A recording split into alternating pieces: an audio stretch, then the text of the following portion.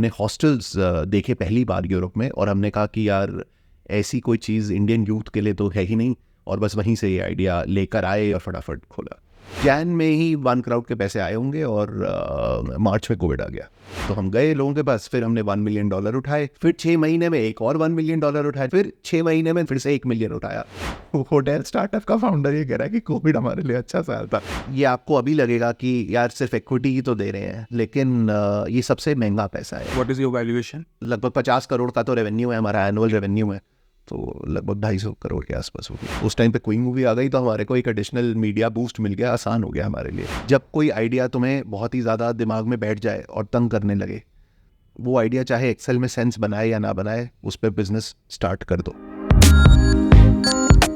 So today's guest is Mr. Pankaj, co-founder of Go Stops Hostels. इन्होंने 2014 में start करा था और तब से लेके आज तक इन्होंने 30 से ज़्यादा हॉस्टल्स क्रिएट करे हैं, जिसमें 2500 से ज़्यादा बेड्स हैं, जिसके थ्रू ये अब तक 10 लाख से ज़्यादा कस्टमर्स को अकॉम्पनी कर चुके हैं। इसी के साथ साथ इन्होंने पिछले कुछ सालों में 250 करोड़ से ऊपर का ब्रांड बिल्ड करा है।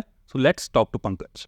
To begin with, first of all, hello Pankaj, hello, hi, and welcome to the podcast. So, you and Pallavi, you both are the co-founders. Yeah. के अलावा और कोई भी co-founder company में? Just the two of us. Okay, so how you both met? Oh, we are married. You're married, says your wife. Yeah. How you met? So, before the marriage. तो college के मेरे friend की boss थी पल्लवी, और मेरा office जब ख़त्म हो जाता था तो मैं अपने फ्रेंड के यहाँ के हैंग आउट करता था, तो बस वहीं जब हैंग आउट करते थे तो साथ में हैंग आउट करते थे, और वहीं से that's how I found. So before marriage she already started the company or after marriage she started it and then? नहीं, बिफोर मैरिज हम दोनों जॉब्स में थे। मैं एरिक्सन में था, अकाउंट मैनेजर था। आई यूज्ड टू सेल वैस इंफ्रास्ट्रक्चर बेचता था, और Pallavi market research company कैंटार group में थी, और वो बहुत सारे ब्रांड्स के लिए मार्केट रिसर्च करती थी, और हमारा कोई प्लान नहीं था कि हमारे को ये बिज़नेस करना है। शादी के 1 साल के बाद हम यूरोप गए, और यूरोप में हमारे एक और दोस्त ने हमें हॉस्टल्स में बुक कर दिया, और उस जर्नी में हमने हॉस्टल्स देखे पहली बार यूरोप में, और हमने कहा कि यार ऐसी कोई चीज़ इंडियन यूथ के लिए तो है ही नहीं, और बस वहीं से ये आइडिया लेकर आए और फिर 1 साल रिसर्च करी और फटाफट खोला।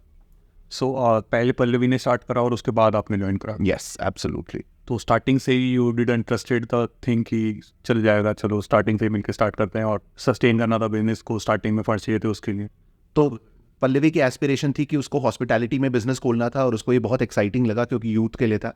तो उसने तो ज़्यादा आई थिंक मार्केट फीजिबिलिटी वगैरह चेक नहीं करी, उसको तो सिंपल क्लियर था कि मेरे को ये खोलना है, और उसने आके खोला। मेरे को एक लार्ज स्केल पे बिज़नेस बनाने की एस्पिरेशन थी, तो जब उसने ये बिज़नेस शुरू करा और देखा कि पहले मंथ से प्रॉफिटेबल चल रहा है ये बिज़नेस, ऑल्दो तब क्लाइंटेल फॉरेन बैकपैकर्स हुआ करते थे, अब सारा का सारा क्लाइंटेल इंडियन यूथ है, लेकिन द फैक्ट कि ये बिज़नेस पहले महीने से ऑपरेशनली पॉजिटिव था और इतनी आसानी से लोग आ गए, मतलब कि बहुत सॉलिड डिमांड थी, तो मुझे लगा कि इस पर्टिकुलर मार्केट या मॉडल पे रिसर्च करनी चाहिए। तो मैंने रिसर्च करी और देखा कि यार ये जो बैकपैकर हॉस्टल वाला मॉडल है, जहाँ पर फॉरेन बैकपैकर्स आज रुक रहे हैं, ये डी फैक्टो होटल चॉइस बन सकता है इंडियन यूथ की, और वो बहुत बड़ी मार्केट है। तो उस एस्पिरेशन के साथ फिर मैंने अपनी जॉब क्विट करी और पल्लवी को ज्वाइन करा, और फिर हमने इसको एक लार्ज स्केल स्केलेबल बिजनेस के हिसाब से देखना शुरू करा, और फंड रेजिंग की भी जर्नी शुरू करी। खैर फंड रेजिंग की भी जर्नी तो बाद में शुरू हुई, पहले तो सभी सवालों के जवाब ढूंढने शुरू करे। तो 2014 से 2019 तक हमने सब सवालों के जवाब ढूंढे, और फिर पैसे रेज करे, और फिर हम स्केल करते आए हैं। ठीक है, अभी आप लोगों के पास कितने हॉस्टल्स हैं टोटल? अभी 30 हॉस्टल्स। 30 हॉस्टल जी, और लगभग 2500 बेड। जी, एक अगर कोई इंसान आगे रुकना चाहता है हॉस्टल में, तो एवरेज प्राइस ही क्या होता है? लगभग 500-600 रुपये। 500-600। और एक होटल रूम का? होटल रूम का अबाउट 2000 रुपया, 1500 से 2000 रुपया। तो जो ये तो अभी आपके पास 30 होटल्स और hostels what we call them जी हैं। पहला जो आप लोगों ने हॉस्टल ऑनबोर्ड करा था वो कैसे करा था, कहाँ था वो? तो भी जब स्टार्ट करा देन यू हैव नथिंग, तो सबसे पहले इंसान के पास जाके उसे कन्विंस करना कि हम लोग को स्टार्ट कर रहे हैं, चलो हमारे साथ आए, तो हाउ वाज दैट? तो थैंकफुली सारी मेहनत पल्लवी ने करी थी, और पहला हमारा हॉस्टल या हमारी डेस्टिनेशन वाराणसी थी। वाराणसी इसलिए चूज़ करी क्योंकि दिल्ली में मैं जॉब कर रहा था और हम दोनों अलग अलग सिटीज़ में जा रहे थे, तो कनेक्टिविटी बड़ा इंपॉर्टेंट था।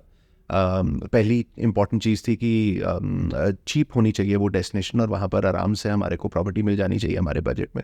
और आई थिंक ऑलमोस्ट 6-7 महीने लगे पल्लवी को वो प्रॉपर्टी, आइडियल प्रॉपर्टी ढूंढने के लिए, क्योंकि हमें नहीं पता था कि किस तरह की प्रॉपर्टी में ये खुलेगा, ये हॉस्टल क्या होटल के रेगुलेशन में आएगा या बीएनबी के रेगुलेशन में आएगा, कौन सा लाइसेंस मिलेगा, इतने सारे म्यूनिसिपल बाईलॉज होते हैं, कंस्ट्रक्शन कोड्स होते हैं, वो सब देखना, समझना, मार्केट में धक्के खाना, तो वो सब 6-7 महीने हमने खाए और फिर जाके फाइनली एक प्रॉपर्टी चूज़ करी जो कि एक जॉइंट फैमिली हाउस था वाराणसी में जो हमने लिया, और फिर उसको लाइसेंस के लिए अप्लाई करा। तो उसमें पूरा समझ में आया कि ये रेजिडेंशियल बिल्डिंग को लेना और उसको फिर कन्वर्ट कराना बहुत ही टीडियस टास्क है। उससे फास्ट तरीका ये है कि बहुत सारे होटल ऑलरेडी एग्जिस्ट करते हैं इस इंडिया पूरे कंट्री में, आप उनको लीज करिए और उनको ट्रांसफॉर्म करिए हॉस्टल में, तो फटाफट आप एक ब्रांड को स्केल कर सकते हो। तो वहाँ से वो लर्निंग आई, पर पहली बिल्डिंग एक जॉइंट फैमिली हाउस था। तो पहली बिल्डिंग जॉइंट फैमिली हाउस को ही आपने खुद करा, और अभी आप क्या करते हो, सीधा लाइसेंस करते हो, बने बनाए होटल्स को हॉस्टल्स में कन्वर्ट करते हो? नहीं, अभी भी हम लीज करते हैं। वाराणसी के बाद हमने जॉइंट फैमिली हाउस की जगह होटल बिल्डिंग्स पे गए, होटल बिल्डिंग्स को हमने लीज करना शुरू करा और वहाँ पर कोको मॉडल करा, मतलब कि जो उसको ट्रांसफॉर्म करने में पैसा लगना था वो हमने लगाया। लेकिन जब हम 20-25 होटल पे पहुँच गए तब फिर हमने कहा कि अब हमें केपेक्स लगाने की ज़रूरत नहीं है, क्योंकि ये मार्केट बड़ी हो गई थी, रियल एस्टेट ओनर्स को समझ आने लग गया था कि हॉस्टल से जो पैसा बन सकता है वो होटल मॉडल से नहीं बन सकता। और इन सब होटल ओनर्स को एक प्रोफेशनल ऑपरेटिंग ऑर्गेनाइजेशन चाहिए थी, एक ऑपरेटर चाहिए था, नहीं तो लोकल किसी ऑपरेटर को देते हैं और उसमें बहुत सारी दिक्कतें होती हैं। तो ये सभी एसेट ओनर्स जो ट्रांसफॉर्मेशन का केपेक्स है वो लगाने को तैयार थे, और तब हमने फिर अपना केपेक्स लगाना बंद करा। तो अब प्रॉपर्टी ओनर खुद केपेक्स लगाते हैं, उस प्रॉपर्टी को कन्वर्ट करते हैं एक हॉस्टल में और फिर हमें लीज पे देते हैं। कई जगह हम फिक्स लीज अमाउंट देते हैं, कई जगह हम एक मिनिमम गारंटी प्लस रेव शेयर करके एक लीज अमाउंट देते हैं जिसमें एक अपसाइड रहती है। तो ये मॉडल से हम ग्रो कर। तो होटल्स जो होते हैं वो अपना ब्रांड नेम रखते हैं या फिर गोस्ट शॉप्स का ब्रांड नेम रखते हैं? नहीं, हम पूरा फुल स्टैक ऑपरेटर है। तो ये होटल पे पूरा स्टाफ, पूरा ऑपरेशन हमारी कंपनी करती है। तो आज 30 होटल पे भी 350 लोग हमारे पेरोल पे है। जो हर आप गोस्ट शॉप्स होटल में जाएंगे, एक्सेप्ट 3-4 फ्रेंचाइजीज जो बचे हुए हैं पुराने, but otherwise her ghost shops में हमारा एम्प्लॉई मैनेजर होगा, हमारा एम्प्लॉई हाउस कीपर होगा, जिसकी पूरी learning and development, career growth, dressing, grooming, etiquette, सब कुछ का चार्ज हम लेते हैं। Into 2021 you guys raised 1 million. तो वो तो सबसे पहले हमने 2019 में रेज करा।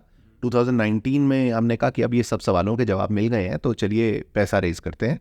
तो हम कुछ लोगों के पास गए, एंजल्स के पास गए पैसा मांगने। तो फटाफट कुछ एंजल्स ने मिलकर हमें 1.5 करोड़ रुपया दे दिया, जिसमें नितिश मिटरसन थे नज़ारा गेम्स के, और कुछ एक और वेल नोन एंजल्स भी थे। और उसी साथ हमारा मुंबई में एक माइक्रो वीसी हैं कॉल्ड वन क्राउड, जिनसे बात चल रही थी, तो उन्होंने फटाफट फॉलो ऑन करा और दिसंबर जैन तक आई थिंक उन्होंने भी 3.5 करोड़ रुपए दे दिए। तो लगभग 5 करोड़ रुपए हमने 2019-20 में उठाए पहली बार, और जैन में ही वन क्राउड के पैसे आए होंगे, और मार्च में कोविड आ गया। तो हमने कहा कि अब क्या होगा, अब हॉस्टल्स का फ्यूचर क्या ख़त्म हो जाएगा।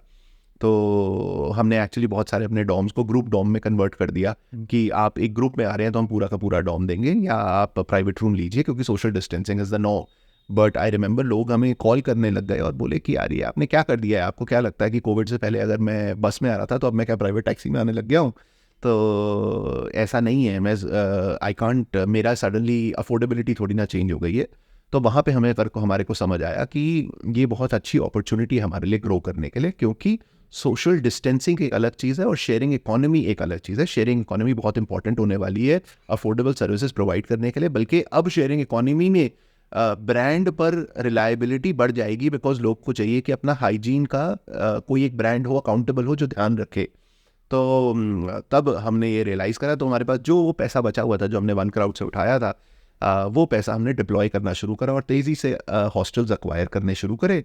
तो बस अक्टूबर 2020 में हमने काम शुरू करा, और मई 2021 में हमने कहा ये पैसे हमें और चाहिए, तो हम गए लोगों के पास, फिर हमने $1 मिलियन उठाए। फिर 6 महीने में एक और $1 मिलियन उठाए नवंबर 2021 में, फिर 6 महीने में मई 2022 में फिर से 1 मिलियन उठाया।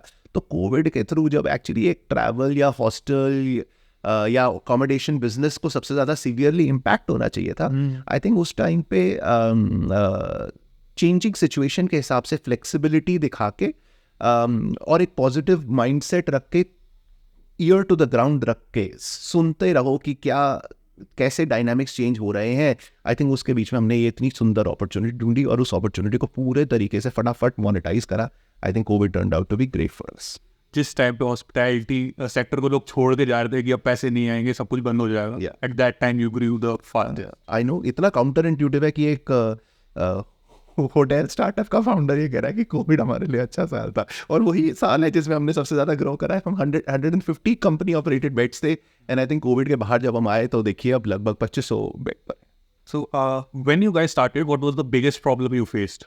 सबसे बड़ी दिक्कत क्या आई थी जब आप लोगों ने स्टार्ट करा? 3 पहलू मेन जहाँ पर ऑप्टिमाइजेशन की ज़रूरत है इस बिजनेस में, वो है कि मॉडल क्या होगा. कि अब आपने एक हॉस्टल तो देख लिया यूरोप में, क्या इंडिया में वो मॉडल चलेगा नहीं चलेगा, इंडियन यूथ के हिसाब से कैसे कस्टमाइज़ करोगे.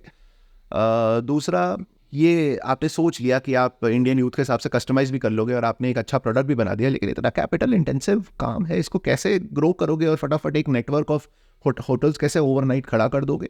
तो और तीसरा है कि यार होटल बड़ा ही ऑपरेशन इंटेंसिव और पीपल इंटेंसिव काम है, इसको एफिशिएंटली कैसे चलाओगे. यही 3 चैलेंजेस हैं इस बिज़नेस के, और यही 3 चैलेंजेस को हमने सॉल्व करा है. पहला तो यूरोप के बैकपैकर हॉस्टल कॉन्सेप्ट को इंडियन साइकोग्राफिक्स के हिसाब से ट्वीक करना.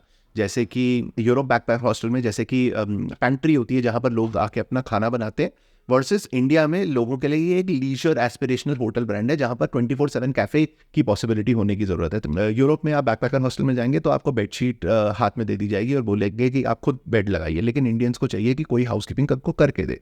तो वो ट्वीकिंग करना, चेंज करना. यूरोप में डॉम बेड्स में लोग बहुत कंफर्टेबल होते हैं, इंडियंस अभी धीरे धीरे हॉस्टल कैटेगरी को वार्म अप कर रहे हैं, तो वहाँ पर थोड़ा सा एक एलिमेंट ऑफ प्रिवेसी लोगों को देना. तो हम सबसे पहले ऐसा हॉस्टल चेन थे जिसमें स्टैंडर्डाइज करा कि हम सभी डॉम बेड्स पर एक लेयर ऑफ कर्टन्स देंगे ताकि एक सेंस ऑफ प्रिवेसी रहे.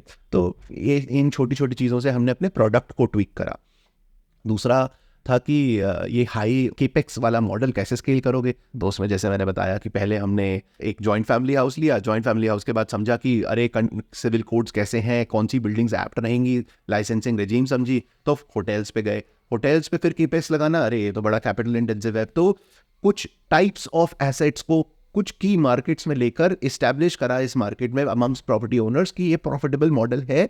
तो उस ट्रस्ट की वजह से आज इतने सारे एसेट ओनर्स हैं जो अपने तरफ से 1.5 करोड़ 2 करोड़ केपेक्स लगा के एक होटल को हॉस्टल में कन्वर्ट करके हमारे लिए देते हैं. इनफैक्ट इतने सारे अभी हमारी सप्लाई पाइपलाइन में ऐसे होटल्स हैं जो फ्रेश होटल्स हमारे लिए बना रहे हैं, हॉस्टल्स ही बना रहे हैं ग्राउंड अप. तो बेसिकली इस तरीके से एक प्रूफ पॉइंट मार्केट में दिखाकर प्रॉपर्टी ओनर्स और डेवलपर्स का ट्रस्ट अर्न करके केपेक्स लाइट तरीके से, एसेट लाइट तरीके से ग्रो करने वाला लीवर को अनलॉक किया. और तीसरा है कि ऑपरेशन इंटेंसिव बिजनेस, इसको छोटे छोटे होटल्स में किस तरीके से आप प्रॉफिटेबली चला पाएंगे. तो उसमें रोल टेक्नोलॉजी का बहुत ही ज़्यादा है. हर चीज़ में इतना टेक्नोलॉजी घुसाने की ज़रूरत है जो छोटे होटल्स में अनफॉर्चुनेटली ऑपरेटर्स नहीं कर पाते. पर क्योंकि हम बहुत सारे छोटे hotels at scale full stack operator की तरह चला रहे हैं, हम उस टेक्नोलॉजी को लगा सकते हैं. और टेक्नोलॉजी को इसलिए भी लगा सकते हैं क्योंकि हमारा कस्टमर 100% यूथ है जो 100% डिजिटली नेटिव और डिजिटली कंफर्टेबल है. अब मैं अगर मैरिएट और मैं टेक्नोलॉजी लगा दूं, अरे बहुत सारे बूढ़े लोग भी मैरिएट में आते हैं, क्या मैं उनको डिस्कम्फर्ट कॉज करूंगा कि वो तो टेक्नोलॉजी पे कंफर्टेबल ही नहीं. लेकिन मेरा तो कस्टमर ही ऐसा है जो चाहता ही नहीं किसी से बात करना, वो तो जोमेटो पे देखना चाहता है कि ड्राइवर अभी तक राइडर कहाँ तक पहुंचा. तो मैं उसी तरीके की ट्रांसपेरेंसी और विजिबिलिटी अपने कस्टमर्स को अपने सर्विस में दे रहा हूँ. जैसे कि हमारी कंज्यूमर ऐप है जिसपे ऑलमोस्ट 95 अब तो 100% of people who check in have to download that app because even the lock to that door opens via the app. So our app is the key to opening the lock to the room. पूरा खाने का order आप किसी भी हमारे hostel में जाएंगे वो पूरा इस ऐप पर ही होता है. जोमेटो लाइक एक्सपीरियंस है कि हाँ आपका ऑर्डर प्लेस हो गया, हाँ अब मैनेजर ने एक्सेप्ट कर लिया, अब आपका खाना तैयार है, जाइए रिसेप्शन पर कलेक्ट कर लीजिए. तो सेम तरीके से जो नॉर्मल होटल में आप जाते हैं और कॉल करते हैं और कहते हैं भैया मेरा टॉयलेट गंदा है, टॉयलेट साफ़ कर दीजिए, और फिर वो मैनेजर बिजी हो जाता है और आपकी प्रॉब्लम सॉल्व नहीं होती और आप गुस्सा हो जाते हैं. उस चीज़ को भी हमने in hostel support ticketing system जो हमारे ऐप में इंटीग्रेटेड है के थ्रू सॉल्व करा है। तो आप हमारे ऐप पे ही जाके बोलेंगे कि यार मेरे को वाईफाई में प्रॉब्लम है, वाईफाई ठीक नहीं चल रहा है, और वो एक टिकट क्रिएट कर देता है मैनेजर के ऐप पर। हर चीज़ जो आप कंप्लेंट रेज कर रहे हो, हर कंप्लेंट उनके फ़ोन पर आ रही है और वो बस दिन भर भाग रहे हैं आपकी कंप्लेंट को रिजॉल्व करने के लिए। मैनेजर के पास वो टिकट क्रिएट हो जाती है और मैनेजर को 15 मिनट के अंदर अंदर आपकी कंप्लेंट को रिजॉल्व करना है। अगर 15 मिनट में नहीं हुई तो वो टिकट एस्केलेट हो जाती है हमारी सेंट्रल CX टीम पे, और सेंट्रल CX टीम बोलती है कि सर आपने 15 मिनट में हमारा प्रॉमिस है कस्टमर को सॉल्व करने का, आपने क्यों नहीं करा। तो हम पूरी एक ऑर्गेनाइजेशन को टेक्नोलॉजी के थ्रू अकाउंटेबल होल्ड कर रहे हैं उस कस्टमर की कंप्लेंट में। जैसे जेप्टो एकदम से कस्टमर सेटिस्फैक्शन बहुत हाई दे पाया, क्योंकि कहा कि मैं, आप छोड़िए नॉर्मल प्रॉब्लम है तो 10 मिनट में आपको डिलीवरी दूंगा। मेरा भी यही विजन है कि मैं टेक्नोलॉजी के थ्रू मेक श्योर कर सकूं, यहाँ पे बैठ के पीसफुली कह सकूं आज आपको कि हाँ, हर कस्टमर की प्रॉब्लम 15 मिनट में सॉल्व हो रही है। तो technology, asset light way of growth, जिसमें पहले आप इनिशियली कुछ पैसा टेबल पे रखते हैं और प्रूफ पॉइंट दिखाते हैं, और मार्केट रिसर्च और कंज्यूमर इंसाइट को समझना और कस्टमर के हिसाब से उस प्रोडक्ट को ट्वीक करना और कस्टमर के अराउंड उस पूरे प्रोडक्ट को सेंटर करना। तो ये तीनों चैलेंजेस थे और ये तीनों चैलेंजेस ऐसे हमने सॉल्व करे। ठीक है, तो 2019 में आप लोगों ने अपना पहला फंड रेज करा, बट यू स्टार्टेड इन 2014। तो ये 5 साल तक बूटस्ट्रैप कैसे करा आपने? जो पहली प्रॉपर्टी थी, फर्स्ट क्वेश्चन, उस प्रॉपर्टी में इन्वेस्ट करने के लिए कितना अमाउंट लगा था? उसके बाद ये 5 साल के लिए कहाँ से इतना पैसा अरेंज हुआ? तो पहली प्रॉपर्टी में लगभग 30-35 लाख रुपया लगा, जो मेरी और पल्लवी की सेविंग्स थी, हमने वो लगाया और कुछ अपने पेरेंट्स से लिया। उसके बाद जैसे कि मैंने बताया कि हमारी प्रॉपर्टीज़ खुद ही प्रॉफिटेबल थी, लेकिन और प्रॉपर्टी ऐड करने के लिए तो केपेक्स की ज़रूरत थी। तो दिल्ली वाला हॉस्टल हमने जब केपेक्स लगाया तो वो फैमिली से लोन लिया, और उसके बाद हमने फिर कहीं भी केपेक्स खुद नहीं लगाया। उसके बाद हमने सिर्फ एसेट ओनर्स को बोला कि केपेक्स लगाएं और हमें प्रॉपर्टी तैयार करें, जब तक फंड रेज नहीं करा। फिर फंड रेज करा तो तेज़ी से, क्योंकि हमें तेज़ी से एक्सेलरेटेड तरीके से ग्रो करना था, तो हमने फिर से कुछ प्रॉपर्टीज़ में केपेक्स लगाया हायर क्वालिटी एसेट्स में, ताकि हायर क्वालिटी एसेट, जैसे आप वैगेटॉर में जाएंगे, हमारा होटल में पूल है और बहुत ही बड़ी लगभग 200 बेड की प्रॉपर्टी है, तो उन तरह की बिल्डिंग्स पे पैसा लगा के हमने प्रूव करना चाहा कि हमारा ब्रांड सिर्फ छोटी होटल्स ही नहीं, बहुत बड़े बड़े होटल्स भी मैनेज कर सकता है। तो तब केपेक्स लगाया, और फिर जब वो वाला दौर खत्म हो गया और उस एसेट कैटेगरी में भी कॉन्फिडेंस आ गया, तो वहाँ पे भी हमने फिर केपेक्स लगाना बंद कर दिया। बट ऑपरेशनली हम प्रॉफिटेबल थे 2014 से 2019 तक। तब सेंट्रल टीम सिर्फ पंकज, पल्लवी और एक पार्ट टाइम अकाउंटेंट हुआ करती थी। आज सेंट्रल टीम 60 लोगों की टीम है, और केपेक्स के लिए जैसे मैंने बताया, सिर्फ वाराणसी में अपनी सेविंग्स लगाई, दिल्ली में अपनी फैमिली से ली, और उसके अलावा एसेट ओनर्स से ही लगवाया। 5 साल का ड्यूरेशन जब बूटस्ट्रैप किया, उसमें स्टार्टिंग में डर नहीं था कि ये जो हम अपनी जेब से पैसा लगा रहे हैं, करोड़ों रुपए लग रहे हैं इनिशियली स्टार्टिंग में, लोन ले रहे हो आप अपनी फैमिली से, फ्रेंड से, if it don't works out तो क्या होगा? था, डर तो बहुत था, डर तो अभी भी डर तो रहता है, लेकिन सिर्फ सवाल फिर ये था कि अब ये जो एक चाह है दिमाग में, अगर इसको ट्राई नहीं करा तो फिर शायद बहुत दिक्कत हो जाएगी, हमेशा ही लगेगा शायद, तो इसलिए करना बहुत ज़रूरी था। Do you see OYO as competition, या फिर और कोई ऐसा जिसकी वजह से यू सी कि अगर उन लोगों ने हॉस्टल्स में अगर स्पीड अपनी ग्रो करी तो we can get killed in future? नहीं, ओयो, ट्रिबो, फैब जो है उनका एक रोल बहुत अलग है। उनका काम है बजट होटल्स को हॉरिजॉन्टली एग्रीगेट करना, क्योंकि होटल्स बहुत सारे, बजट होटल्स इंडिया में इतने सारे हैं, और वो किसी तरीके से स्टैंडर्डाइज नहीं है। आई थिंक उनको स्टैंडर्डाइज करना, ऑनलाइन टेक्नोलॉजी के थ्रू डिस्कवरेबल बनाना, वो वाला काम ओयो, ट्रिबो, फैब कर रहे हैं। हम जो कर रहे हैं, हमारा काम थोड़ा और मुश्किल है। हमारा काम ये है हॉस्टल्स को बनाना। हॉस्टल्स एग्जिस्ट ही नहीं करते हैं इंडिया में, तो अभी तो पहला काम है कि हॉस्टल्स को बनाए, तब तो कोई एग्रीगेट करेगा, राइट? तो हम full stack hostel supply creator और एक ब्रांड है, तो उसमें हमारे को ओयो, ट्रिबो, फैब से कोई कंपटीशन नहीं है। हमारा कस्टमर बहुत ही अलग है। हमारा कस्टमर होटल्स को एज एन ऑप्शन सोचता ही नहीं है। उनका होटल हॉस्टल है, तो इसलिए वो ये नहीं सोचता कि अरे यहाँ 500 रुपये का बेड वर्सेस वहाँ 1000 रुपये का कमरा, क्या चूज़ करूँ। वो ये कहता है कि अरे इस हॉस्टल में 500 रुपये का बेड और इस हॉस्टल में 600 रुपये का बेड, क्या 600 वाले में मुझे ऐसी सर्विसेज मिल रही हैं जो 600 के लायक है? बस वो हॉस्टल टू हॉस्टल ही कंपैरिजन करता है, उसका होटल से कोई लेना देना नहीं। अब तक आप लोगों ने टोटल कितना फंड रेज करा है? अबाउट 30 करोड़। 30 करोड़। और what was the process to get the fund raise? जब आपने पहली बार फंड रेज करा था, जब मैंने फंड रेज शुरू किया, तब आई थिंक इकोसिस्टम उतना डेवलप नहीं था। आज तो बहुत वेल डेवलप्ड है। तब आई थिंक आप यूजुअली एंजल नेटवर्क्स के वेबसाइट पे जाते थे और एक ईमेल आईडी दिया होता था, और उस ईमेल आईडी पर आप और कुछ सैंपल दिया होता था कि ईमेल में आप ये 4 चीज़ें अटैच कर दीजिएगा, भेज दीजिएगा।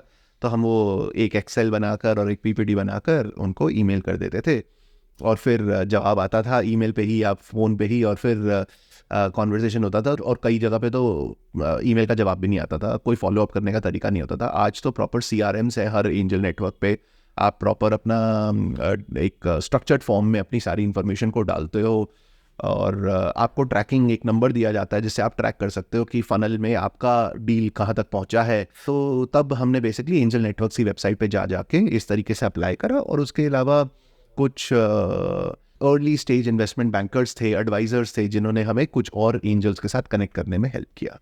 अभी आज की डेट में अगर कोई फंड रेज करने की कोशिश कर रहा है, so any advice for that sir?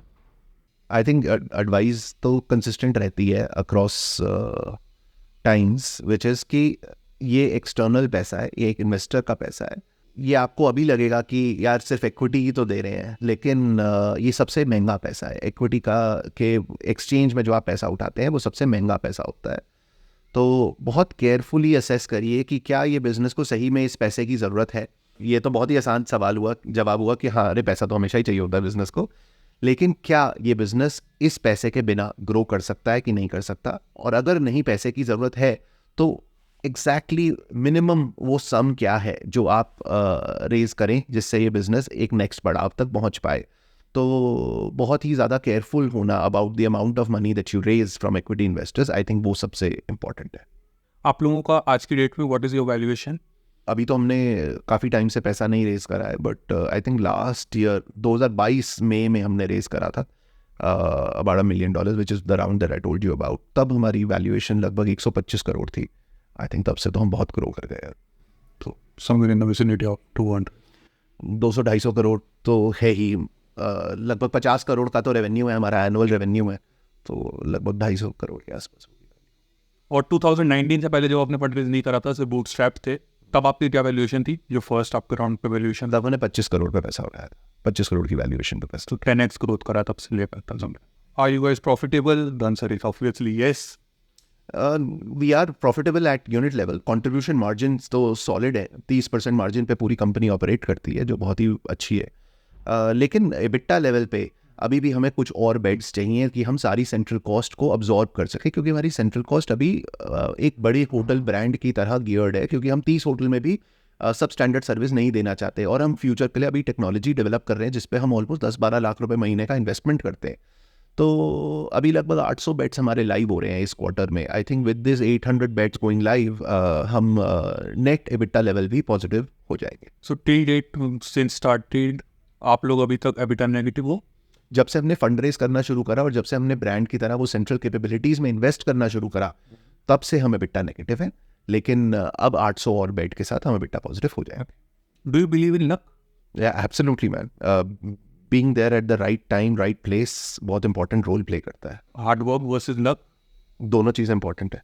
मतलब कोई इंसान है, जैसे उसके पंडित ने बोल दिया कि बेटा तेरी कुंडली में लिखा है तो बर्बाद है, सो डू यू बिलीव कि अगर वो हार्ड वर्क करे ही कैन बीट द लक? या फिर मैं एस्ट्रोलॉजी में नहीं बिलीव करता हूँ, बट लाइक आई सेड कि सही जगह सही टाइम होने पर बिलीव करता हूँ। अब अगर सही जगह सही टाइम पे आप नहीं भी हो तो आपको सिर्फ हार्डवर्क का 2x फैक्टर लगाना पड़ेगा, और अगर आप सही जगह सही टाइम पे भी अपॉर्चुनिटी बेसिकली, अगर आप अपॉर्चुनिटी के सामने हो। या अब हमने जब हॉस्टल शुरू करा, अगर क्वीन मूवी नहीं भी आती तो भी हमारे हॉस्टल सक्सेसफुल हो जाते। उस टाइम पे क्वीन मूवी आ गई तो हमारे को एक एडिशनल मीडिया बूस्ट मिल गया, आसान हो गया हमारे लिए। तो यही है। तो क्वीन मूवी आई थी, उससे आपका स्पाइक अप हुआ? बिल्कुल स्पाइक अप हुआ। मीडिया सडनली, हमने हॉस्टल शुरू करे और कोई भाव ही नहीं दे रहा था, लेकिन एकदम से क्वीन मूवी आई और सब टाइम्स ऑफ इंडिया और हिंदुस्तान टाइम्स सबसे कॉल आने लग गए कि हमें पता चला है कि इंडिया में भी हॉस्टल से हमने क्वीन मूवी में देखा है, तो इस पे बड़ा इंटरेस्ट चल रहा है आजकल, तो हम आपका इंटरव्यू लेना चाहते हैं, हम हॉस्टल बिजनेस के बारे में बात। And that's luck. That's luck. Correct. सही है। How important was raising funds for you? क्योंकि आपने भी बोला कि फंड रेज करना only if it's dead important, otherwise you are giving away your equity, जो सबसे महंगा पैसा है। तो bootstrap versus fund raising. Fund raise करना 2019 में हमारे लिए बहुत इंपॉर्टेंट था, बिकॉज हम जो सारे सवालों के जवाब ढूंढ रहे थे वो हम ढूंढ चुके थे, और हमारी इंडस्ट्री ऐसी है जहाँ पर इनिशियल कैपिटल डिप्लॉय करना बहुत ज़रूरी है, उन बिल्डिंग्स में, और बिल्डिंग्स का प्रूफ पॉइंट दिखाना ज़रूरी है। पहले कुछ हॉस्टल्स तो आपको दिखाने पड़ेंगे ना, तभी तो लोगों का कॉन्फिडेंस आप जीत पाओगे। तो उसकी कैपिटल लगाने की 30 करोड़ लगाने की क्षमता मेरी और पल्लवी की तो है नहीं, तो वो कैपिटल हमें एंजल से रेस करना बहुत ज़रूरी था। पर हमने उतना ही रेस करा जितनी ज़रूरत थी, और सही टाइम पे रेस करा जब हमें पता था कि वो 30 करोड़ की यूटिलाइजेशन क्या है। Next question, job versus startup. जब आप जॉब कर रहे थे तब ज़्यादा खुश थे, सेटिस्फाइड थे, या फिर अब वो? आई थिंक दोनों टाइम ही सेटिस्फाइड और खुश था। ओके। आई डोंट थिंक उसमें कोई फ़र्क है। पर अभी कोई पूछे कि कहाँ ज़्यादा मज़ा आ रहा है, तो आई थिंक मेरे को इसमें ज़्यादा मज़ा आ रहा है। थोड़ा ज़्यादा एड्रेनलिन रश होता है, थोड़ा ज़्यादा you are in control of your destiny. नहीं तो आपके अप्रेजल फॉर्म में 1-2 मैट्रिक्स होते हैं, उन मैट्रिक्स के बेसिस पर आपकी परफॉर्मेंस को साल के एंड में जज करा जाता है, कंपनी का रेवेन्यू या मार्जिन या ब्ला ब्ला ब्ला। लेकिन फैक्ट ये है कि वो वाले मैट्रिक्स पूरे आपके कंट्रोल में नहीं होते। यहाँ पर हर मैट्रिक आपके पूरे कंट्रोल में होता है। तो इट्स द सेम एज किसी और फंड मैनेजर के म्यूचुअल फंड पे पैसा लगाना या खुद अपना फंड चलाना और उसमें पैसा लगाना। तो अगर आज मेरे पास एक भी रुपया है, तो which is why founders don't say, founders अपनी सारी पैसा अपने बिजनेस की इक्विटी में लगा देते हैं, बिकॉज वो उसकी डेस्टिनी हमारे पूरे हाथ में होती है। तो वो बहुत ग्रेटिफिकेशन मिलता है। स्टार्टिंग से ही एंटरप्रेन्योरशिप का शौक था, मन था, या फिर जस्ट एक्सीडेंटली हैपेंड? वो स्टार्टिंग से एंटरप्रेन्योरशिप का भूत था, और ऐसा लगा कि बस बिजनेस शुरू करेंगे और बहुत ही सक्सेसफुल एंटरप्रेन्योर बनेंगे, और बहुत ही अच्छी लाइफ होने वाली है, और पता नहीं कितना पॉपुलर हो जाएंगे और क्या कर देंगे। आई थिंक 1 साल में मार्केट ने समझा दिया कि ये कोई स्प्रिंट नहीं है, ये बहुत ही बड़ा मैराथन है। और तब समझ में आया कि 10 साल तो लगते हैं एक बिज़नेस को पहले समझने में, एक बिज़नेस को इस्टेब्लिश करने में, और फिर अगले 10 साल लगते हैं उस बिज़नेस को ग्रो करने में। तो पहला infatuation with business, I think, got me to get into the business, but I'm so glad that I did. बहुत important learnings मिली, और स्थिरता आई, समझ आई कि बिजनेस कैसे बनते हैं, कैसे बढ़ते हैं, कैसे पैसा सेकेंडरी है और कैसे वैल्यू क्रिएशन सबसे ज़्यादा इंपॉर्टेंट है। तो बड़ा ही अच्छा एक important MBA lesson I think ये बिजनेस और एंटरप्रेन्योरियल जर्नी रहा है। Any advice for someone who is just starting out a business, या फिर सोच रहे हैं कि स्टार्ट करना चाहिए? बिजनेस स्टार्ट करने के लिए बिजनेस मत स्टार्ट करो। बिजनेस स्टार्ट करने के लिए बिजनेस आइडिया मत ढूंढो। जब कोई आइडिया तुम्हें बहुत ही ज़्यादा दिमाग में बैठ जाए और तंग करने लगे, वो आइडिया चाहे एक्सेल में सेंस बनाए या ना बनाए, उस पर बिजनेस स्टार्ट कर दो। बहुत सारे लोग होते हैं जो कहते हैं हमें बस बिजनेस करना है, और बिजनेस करने के लिए वो आइडियाज़ ढूंढते रहते हैं, और उस आइडिया में उनका दिल दिमाग कुछ नहीं होता। बिजनेस जब आप बिल्ड करने जाओगे तो बहुत धक्के खाओगे और बहुत ठोकरें खाओगे, और तब आई थिंक सिर्फ और सिर्फ यही चीज़ हेल्प करती है कि यार ये बिज़नेस अगर नहीं करता तो शायद हमेशा एक क्वेश्चन मार्क रह जाता दिमाग में, खुश नहीं रहता। तो ये बिज़नेस मेरे लिए करना बहुत ज़रूरी है। तो पहले वो आइडिया अपने आप आ जाएगा, और वो आइडिया अगर आ जाए और आपको सोने ना दे तभी बिज़नेस करिए, नहीं तो मत करिए। ठीक है, that's it Pankaj, thanks lot for your time, I really appreciate it. Thank you so much. Thank you.